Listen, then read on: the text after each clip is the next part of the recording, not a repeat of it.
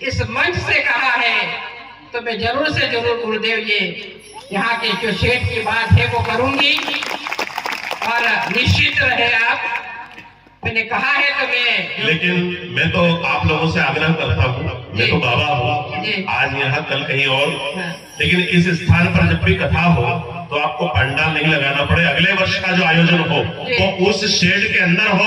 इसके लिए जोरदार करतब ध्वनि से आप दीदी को आदेशित करिए, अगली कथा उस शेड के अंदर ही हो। ऐसा आप लोग ताली बजाते रहिए जब तक बोले नहीं। जरूर गुरुदेव, आने वाले समय में जरूर से जरूर हम इस शेड में, ये पंडाल ना होगा, शेड होगा।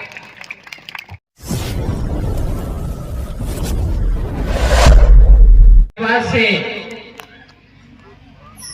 और कहना चाहूंगी इस मंच के माध्यम से कि आज जो मैं यहाँ मध्य प्रदेश की महिला और बाल विकास मंत्री के रूप में खड़ी हूँ गुरुदेव, तो ये इन्हीं का आशीर्वाद है, आप सभी का आशीर्वाद है जो मंच पे विराजित है और जो सामने मेरे जो भक्तगण बैठे हैं, माता बहनें बैठी हैं, इन सबका आशीर्वाद और स्नेह मुझे मिला। और आज मंत्री के रूप में मैं यहाँ पे आप लोगों के बीच में खड़ी हूँ। और जब भी अवसर मुझे मिलता है मैं कोशिश करती हूँ कि ऐसे आयोजन में मैं शामिल हो सकूं, ज्यादा से ज्यादा इस तरह के आयोजनों में मैं शामिल हो सकूं, धार्मिक आयोजनों में शामिल हो सकूं। प्रदेश बड़ा है और कहीं न कहीं जवाबदारियां आप लोगों के आशीर्वाद से मिली है। महिलाओं और बच्चों से संबंधित विभाग है और आधी आबादी से भी ज्यादा का प्रतिनिधित्व ये विभाग करता है।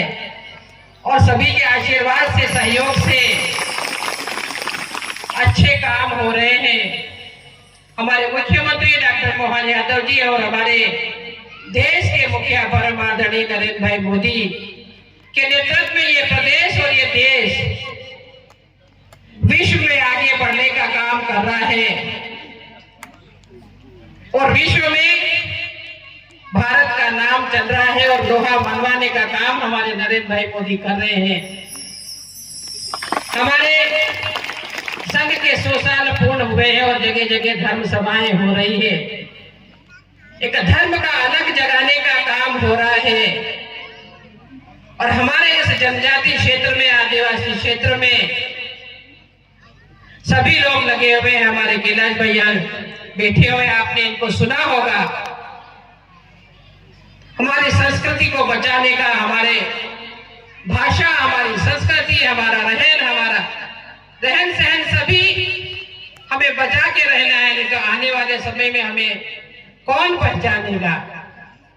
हम सभी जगह जहां भी जाते हैं कहते हैं कि हमारी भाषा क्या है, हमारी संस्कृति क्या है, हमारा रहन सहन कैसा होना चाहिए, हमारा धर्म क्या है। इसके लिए हमें सजग रहना पड़ेगा। और इस तरह के धार्मिक आयोजन करने से, गुरुदेवों के आशीर्वाद से हमें ये सारी चीजें मिलती हैं। और मैं सज्जन भाई और इनकी पूरी टीम को बहुत बहुत शुभकामनाएं देती हूँ, धन्यवाद भी देती हूँ कि ऐसे क्षेत्र में हमारे वो हर साल इस तरह के धर्म गंगा बहाने के काम करते हैं। पिछले वर्ष भी मेरा आना हुआ था और मैंने घोषणा करी थी यहाँ, क्योंकि टेंट लगा के हमें बैठना पड़ता है और यहाँ शेड लगाने की मैंने घोषणा करी थी। लेकिन सज्जन भाई का हमारा आग्रह था, मैं थोड़ा कम दे रही थी, तो इनका आग्रह था कि आप पूरे पंडाल के लिए एक साथ ही मुझे देना। मैं बार बार नहीं मांगूंगा।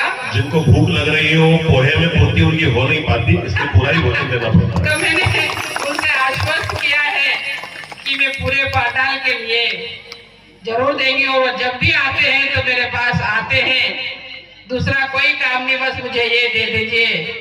और मैंने कहा है, इस मंच से कहा है तो मैं जरूर से जरूर गुरुदेव जी यहाँ के जो शेठ की बात है वो करूंगी। और निश्चित रहे आप, मैंने कहा है तो मैं लेकिन मैं तो आप लोगों से आग्रह करता हूँ, मैं तो बाबा हूँ, आज यहाँ कल कहीं और, लेकिन इस स्थान पर जब भी कथा हो तो आपको पंडाल नहीं लगाना पड़े। अगले वर्ष का जो आयोजन हो वो उस शेड के अंदर हो। इसके लिए जोरदार करतल ध्वनि से आप दीदी को आदेशित करिए, अगली कथा उस शेड के अंदर ही हो। ऐसा आप लोग ताली बजाते रहिए जब तक बोले नहीं। जरूर गुरुदेव, आने वाले समय में जरूर से जरूर हम इस शेड में, ये पंडाल ना होगा, शेड होगा। बोलिए भारत माता के हर हर महादेव। क्योंकि आपके सामने इस धर्म सभा के सामने कह के जा रही हूँ, हमारे साधु संतों के बीच में कह के जा रही हूँ, तो जरूर से जरूर मैं यहाँ ये पंडाल जरूर बनवाऊंगी और आप जैसे सभी संतों का आशीर्वाद हमें मिलता रहे, यही हमारे लिए है। और हमारे समाज के लिए आप इसी तरह से धर्म की गंगा बहाते रहे, यही आपसे इस क्षेत्र में आए मैं हार्दिक हार्दिक अभिनंदन करती हूँ, स्वागत करती हूँ। अपने क्षेत्र की तरफ से भी और अपने सरकार की तरफ से भी आप सभी लोगों का बहुत बहुत स्वागत करती हूँ, अभिनंदन करती हूँ। जय हिंद, धन्यवाद। मैं